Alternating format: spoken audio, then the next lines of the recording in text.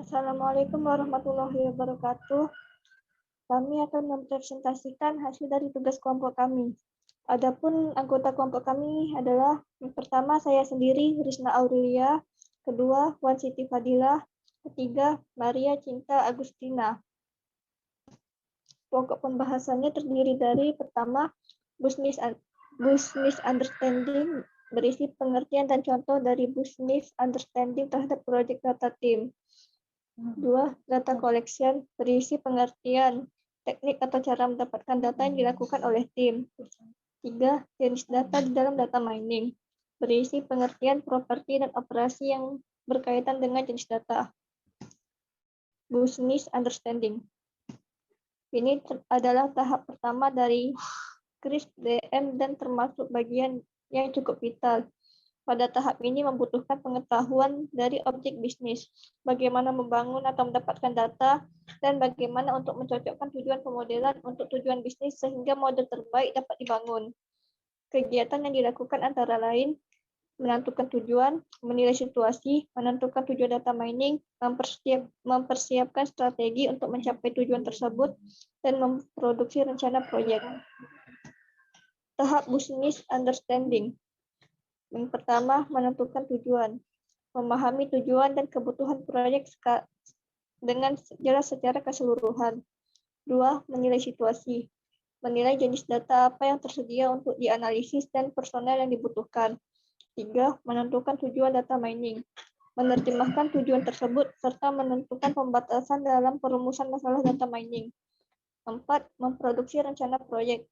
Merancang apa yang akan dibangun. Problems. Puskesmas Kampung Bugis adalah salah satu puskesmas yang ada di Tanjung Pinang. Tim kami mengambil data dari puskesmas tersebut.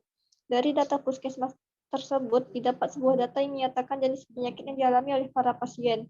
Di sini kami ingin memahami dan membuat pola dari data tersebut berupa data yang menyatakan penyakit yang dialami oleh laki-laki dan perempuan.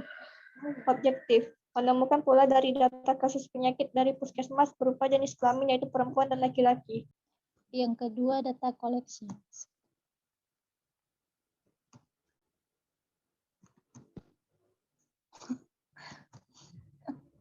Koleksi data merupakan tahapan dalam proses penelitian yang sangat penting, karena hanya dengan mendapatkan data yang tepat, maka proses penelitian akan berlangsung sampai peneliti mendapatkan jawaban dari perumusan masalah yang sudah ditetapkan. Data yang kita cari harus sesuai dengan tujuan penelitian dengan teknik sampling yang benar. Kita sudah mendapatkan strategi dan prosedur yang akan kita gunakan dalam mencari data di lapangan pada bagian ini. Kita akan membahas jenis data apa saja yang dapat kita pergunakan untuk penelitian. Yang pertama ialah data sekunder dan kedua ialah data primer. Data sekunder merupakan data yang sudah tersedia sehingga kita tinggal mencari dan mengumpulkan. Sedangkan data primer adalah data yang hanya dapat kita peroleh dari sumber asli atau pertama. Teknik-teknik dalam metode primer antara lain adalah yang pertama wawancara. Peneliti bertanya langsung kepada sejumlah masyarakat, baik dari wawancara langsung atau melalui media komunikasi massa seperti telepon atau surat. Metode ini merupakan metode paling umum yang digunakan untuk data gathering. Yang kedua, teknik projective, yang dimana adalah teknik wawancara tidak langsung dan sering dilakukan ketika responden potensial tahu bahwa mereka akan diberikan sejumlah pertanyaan, namun ragu untuk menjawab secara langsung.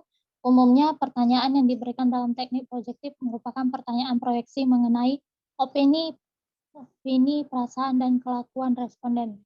Yang ketiga, teknik Delphi. Peneliti akan mengumpulkan informasi langsung dari sejumlah peneliti ahli di bidangnya. Informasi tersebut kemudian akan digabungkan menjadi satu opini tunggal yang kuat. Yang keempat, kuesioner. Responden akan diberikan sejumlah pertanyaan baik terbuka maupun tertutup yang berkaitan satu sama lain. Teknik-teknik yang digunakan metode sekunder antara lain, yang pertama, internet, teknik pengumpulan data yang paling cepat dan mudah. Yang kedua, arsip pemerintah. Ada banyak data yang tersedia dalam arsip pemerintah. Data yang disajikan sudah pasti otentik dan dapat diverifikasi. Yang ketiga, perpustakaan. Banyak peneliti yang dan mendonasikan penelitian mereka ke perpustakaan. Memanfaatkan perpustakaan untuk mengumpulkan informasi penting dan otentik berdasarkan konteks penelitian yang sedang dijalankan. Dari paparan teknik mendapatkan data, di sini kelompok kami melakukan pengambilan data di Puskesmas Kampung Bugis. Di sini kami mengirim surat dan berbicara kepada salah satu petugas Kampung Bugis tentang tujuan dari pengambilan data. Petugas tersebut mengizinkan kami mengambil data tentang kasus penyakit yang dialami oleh pasien 1 tahun terakhir di Puskesmas Kampung Bugis. Data yang kami dapat adalah data kasus penyakit yang dialami oleh pasien yang dibagi ke dalam jenis kelamin, yaitu perempuan dan laki-laki. Setelah rekan saya Rizna yang membahas tentang position standing dan rekan saya Maria yang membahas tentang data collection, di sini saya akan membahas tentang jenis data yang ada dalam pertama ini. Yang pertama yaitu rasio. Jenis data ini diperoleh dengan cara pengukuran di mana jarak dua titik pada skala sudah diketahui dan punya titik nol yang absolut. Operasi yang digunakan pada tipe data ini adalah geometri mean, harmonic mean, percent variation. Contohnya yaitu tentang umur, berat badan, tinggi badan, dan jumlah uang. Selanjutnya yaitu interval. Jadi data ini diperoleh dengan cara pengukuran di mana jarak antara dua titik pada skala sudah diketahui dan tidak mempunyai titik nol yang absolut. Operasi yang digunakan yaitu mean standard deviation, Pearson correlation, TNF test.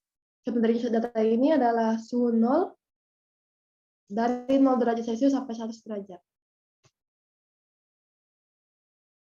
Yang ketiga, ordinal. Data ini diperoleh dengan cara kategorisasi atau klasifikasi, tetapi di antara data tersebut tidak terdapat hubungan atau berurutan. Operasi yang digunakan yaitu median, percentile, rank, correlation, run test, dan sign test. Contohnya yaitu tingkat kepuasan pelanggan seperti puas dan tidak puas. Dan yang terakhir, nominal. Jadi data ini diperoleh dengan kategorisasi atau klasifikasi dengan menunjukkan beberapa objek yang berbeda. Operasi yang digunakan yaitu mode entropy contingency correlation dan Y kuadrat test. Contohnya itu tentang kode pos, jenis kelamin, nomor ID karyawan, dan nama kota. Jadi dari 4 pembahasan jenis data tersebut, di dalam proyek kami data ini bisa disebut sebagai tipe jenis data nominal dan juga bisa disebut dengan data jenis tipe data rasio. Karena data yang didapatkan adalah berupa angka yang dibagikan menjadi dari data penyakit tersebut dibagi menjadi 2 klasifikasi yaitu jenis kelamin perempuan dan laki-laki. Sekian dari kelompok kami. Assalamualaikum warahmatullahi wabarakatuh.